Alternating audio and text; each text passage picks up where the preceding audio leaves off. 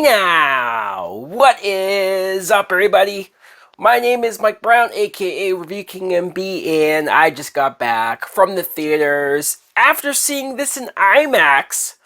Black Adam. Black Adam is a 2022 film that was directed by Juan Colette Serra. I don't know if I said his first name correctly, but this is the big one, right? This is a movie that Dwayne "The Rock" Johnson has been waiting to make forever. I believe he posted an article from 2007, 15 years ago, when he first was announced that he would be playing Black Adam, and then for whatever reason, shit happened and it just took forever for this movie to get made. So many things have happened in between, but I love the fact that, before I even get to the movie and my thoughts on the film, I love the fact that The Rock cared so much about this character, for whatever reason, cared so much about getting this movie made, that he never wavered. He never switched to another superhero. Like, no, he wanted to be Black Adam. And God damn it, he made it happen. So if nothing else, this guy is determined. This guy gives a shit about the fans. Because there's a lot about this movie that I appreciated, and there is a lot about this movie that I did enjoy. Did I love the movie? Is this going to be in one of my favorite films of the year? Probably not, but The Rock is a big part of why I did enjoy the parts that I did enjoy from it. Dwayne "The Rock" Johnson, I feel like in most of his films, he has this certain amount of charm and personality and likability to him. And so in this film, it was nice to see him play more subdued, right? Like, he wasn't as funny, he wasn't as charming. He was more like, I'm a dick, you know, and I have all of this godlike ability, and I'm able and capable of doing whatever the fuck I want. In a lot of circumstances, he could be seen as the villain. And so I appreciated that. I appreciated seeing him play this role a lot more straight and a lot more of like, I kill.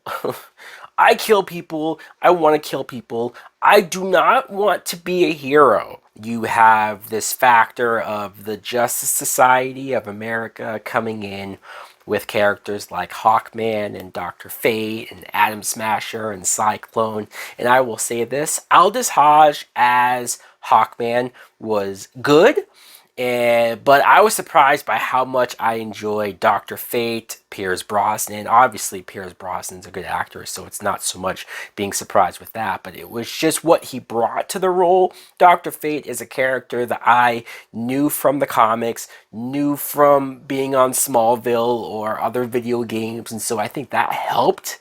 You know, not having to just compare him to Doctor Strange, because he is very much on the surface like Doctor Strange, but because I knew the character already, I liked what he brought to the character himself, the personality that Pierce brought.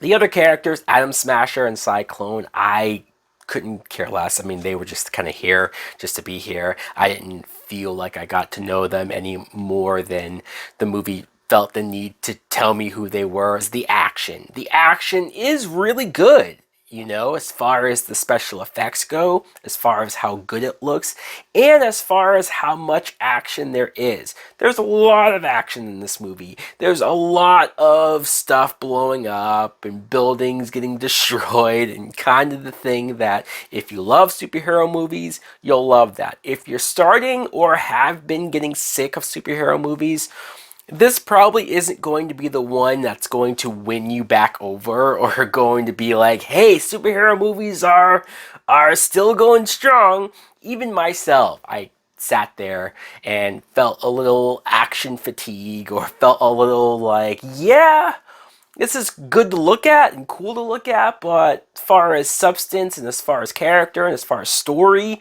that was weak. In a lot of this, I think the writing's a little rough. I think the story is very by the book and nothing special. And I think that there's a lot of side characters, more of the human characters, the quote comic relief characters. Any comedic moments really fell flat for me here. There was maybe a couple times where I chuckled, but for the most part, they're trying to hit comedy, trying to sort of have, especially this one kid character. I don't know, I couldn't vibe with any of that. I thought The Rock was really good. He looked amazing in the Black Adam suit. Black Adam's a character that I didn't know if we would ever see in live action, and even if this movie would ever happen. And so in some ways, it felt surreal to finally see The Rock do it. There is a main, like, real villain that shows up that is awful. Like, absolutely awful. The main villain that you probably saw in the trailer, and it's rough. It's rough. Rough. The worst parts of the film. I was impressed by how much DCEU connections that there were. I think most people have heard by now as far as the after credit scene goes. I won't spoil it. I won't, just in case, but even The Rock has sort of put it out there of what's in this post-credit scene, and I will say that that post-credit scene is probably the best scene and the best part of this film. But in some ways, is that good? Because it's like, oh, I'm more looking forward to like the future now. I'm more sitting here thinking about like, yeah, you gave me what I wanted, and fuck yeah. But I don't know how much rewatchability factor this movie has.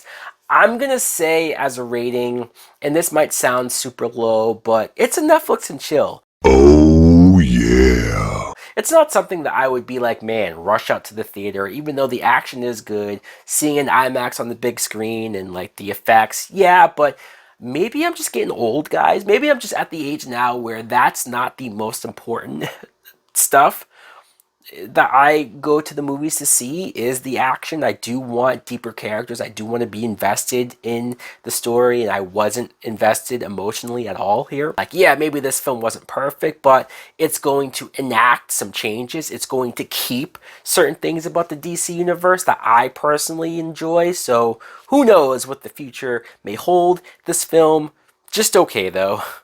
So guys, let me know in the comments below, what do you think of Black Adam, if you have seen it or if you're not interested in seeing it. Why not? Thanks for watching. Like, comment, subscribe. Later!